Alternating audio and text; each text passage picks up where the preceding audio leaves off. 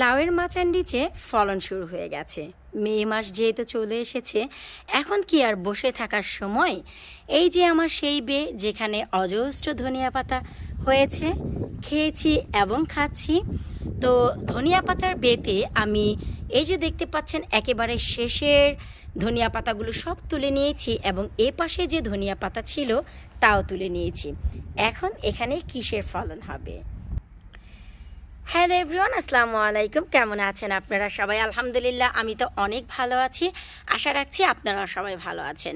যেহেতু মে মাস শুরু হয়ে গেছে, সামার একেবারে মাথার ডগায়, এখন থেকে যদি ঠিক সময় মতন উপযোগী কোনো গাছ লাগানো না হয়, তাহলে সামারে কিন্তু সময়ের মতো আমরা সেই ধরনের ফলন পাবো না। তো সেই হিসেবে আমি আজ এখানে কি লাগাবো বলুন তো দেখি। জি হ্যাঁ, আমি আজ এখানে ফলন করতে যাচ্ছি লাল শাকের। কারণ এই প্রথম আমার গার্ডেনে লাল শাকের বীজ আমি ফেলতে যাচ্ছি। এ পাশে অন্য আরেকটি পাশে ফেলেছি। তবে আমি কিভাবে লাল শাকের ফলন করি একেবারেই শুরু থেকে নতুনদের জন্য আমার এই ভিডিওটি থাকবে।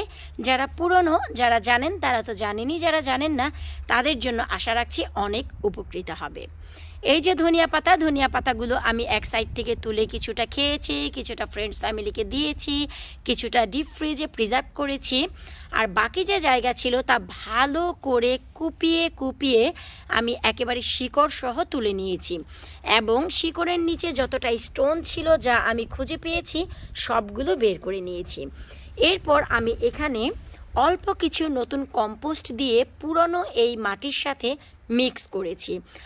পুরনো মাটি কোদাল দিয়ে কুপিয়ে, এই যে দেখুন আমার বিখ্যাত সেই কোদাল, তো কোদাল দিয়ে কুপিয়ে আমি মাঝখানে নিয়ে এসেছি। তারপর তার উপরে কিছুটা নতুন কম্পোস্ট দিয়ে দুটি মাটি আমি একসাথে মিক্স করেছি, করে আমি এই যে সব দিকে ছড়িয়ে দিয়েছি।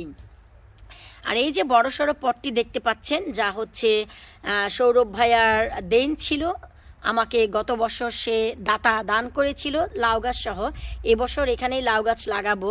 সৌরভ ভাইয়া জানার আগেই, পটটি চাওয়ার আগেই আমি লাউ গাছ বসিয়ে দিব, যেন না চাইতে পারে। কারণ এখানে 4টি লাউ গাছ অনায়াসে হয়ে যায়। আর এত বড় পটে আমার অন্যান্য কিছু হচ্ছে, তাই এই পটটি হাতছাড়া তো করবই না। এনিওয়েজ, এই যে দেখুন আমি কিন্তু পটটি একটি পাশে দিয়ে তারপরে কিছুটা জায়গা রেখে দিয়েছি। সেখানে আমি বীজ দেব না, কারণ এই যে এই পটের ছায়া পেয়ে এখানে গাছগুলো খুব একটি হবে না। আর এই যে সামনের দিক দিয়ে আমি দিয়েছি, আর এই যে একটু জায়গা দেখতে পাচ্ছেন, এখান দিয়ে কিন্তু আমি কোনো বীজ ফেলবো না। এখানে জায়গাটি রেখেছি আমি, এর কারণ হচ্ছে যখনই এই গাছে লাউ গাছ লাগাবো, লাউ গাছের 1G 2G কাটিং করতে হবে, নিচের দিকে ক্লিন করতে হবে, তখন কিন্তু এই যে দেখুন পায়ের স্টেপটি আমাকে এখানেই ফেলতে হবে। কারণ এখানে যদি লাল শাক থাকে আমি পাড়া দিতে পারবো না, তাই এখানে পাড়া দেওয়ার জন্য এবং এইখানে পাড়া দেওয়ার জন্য এইটুকু জায়গা আমি রেখে দিচ্ছি। এই যে দেখুন, তো এগুলো হচ্ছে প্রি প্ল্যান করে করতে হয়, এতে করে সুবিধা হয়। দেখা গেল হুট করে আমি এখানেও বীজ দিয়ে দিলাম, লাল শাক উঠলো, তখন মায়া হবে গাছগুলোর উপর পাড়া দিয়ে এখানে কাজ করতে। তো বেটার হয় যে কিছুটা জায়গা এখান থেকে রেখে তারপরে আমি বীজ ফেলবো। আর ওই যে দেখতে পাচ্ছেন কিছুটা জায়গা ওইখানেও রেখে আমি বীজ ফেলবো।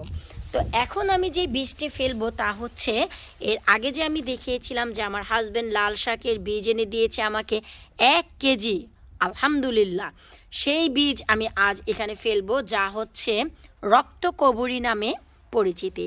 আমার গার্ডেনে আমি কিন্তু নর্মাল লাল শাক, রক্তকবরী, সুপার লাল শাক এবং রক্তময়ূরী এই ধরনের লাল শাক লাগিয়ে থাকি, যা গত বছর দেখেছেন হিউজ রেড এবং লাল। তো এখন চলুন আমরা এই যে বীজ আমি নিয়ে এসেছি, আর এই যে হচ্ছে বীজের ছবি, আমি বড় বড় পটে রেখে এই যে ছোট একটি পটে রেখেছি, যেন এটি ইজি অ্যাক্সেসেবল হয়, আমি গার্ডেনে বা যেখানে খুশি সেখানে নিয়ে যেতে পারি।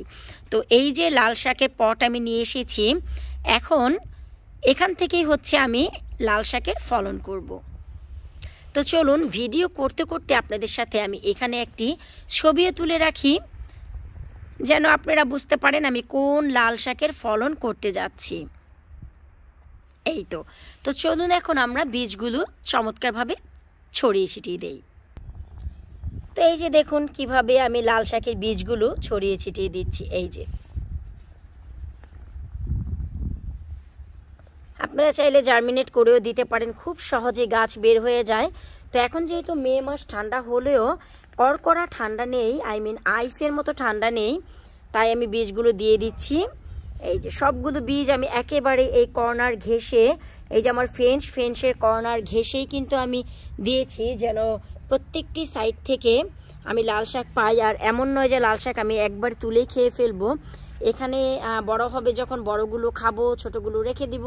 এভাবে আমি কিন্তু একের পর এক লাল শাক তুলি আর খাই। তা আপনারা সবাই জানেন যে আমি একবারে গুচ্ছ ধরে খাই না। আর এই যে আমি পায়ের ছাপ রেখে দিয়েছি, এ পাশে কিন্তু আমি কোনো বীজ দিইনি। এরপর অবশ্যই আপনারা পানি দিতে কিন্তু একবারেই ভুলে যাবেন না। ঠিক এভাবে করে, এই যে শাওয়ার যেভাবে করছি আমি, শাওয়ারের মতন করে পানি দিয়ে দিতে হবে। যেখানে যেখানে বীজ দিয়েছেন সেখানে সেখানে পানি দিয়ে দিতে হবে। আর ওই যে কর্নারে আমি এখন পানি দিচ্ছি, ওইখানে কিন্তু আমার কচুরাজ, যে কচু হয়, অনেক কচু, লতিরাজ কচু যাকে বলা হয়, শোলা কচু, সেই লতিরাজ কচু কিন্তু আমার ওইখানে হয়। তো ওইখানে আমি বীজের পরিমাণ কিছুটা কম দিয়েছি, যেন ফার্স্ট পিরিয়ডে প্রথম যে লাল শাকগুলো হবে আমি ওই পাশ থেকে তুলে খেয়ে নেব। কারণ হচ্ছে ওইখানে তারপর কিন্তু আমাদের সেই লতিরাজ কচু হওয়ার সময় হয়ে যাবে। তো পানি কিন্তু ডেফিনেটলি এভাবে দিয়ে দিতে হবে, পানি দেওয়া কিন্তু মোটেও ভুল করা যাবে না।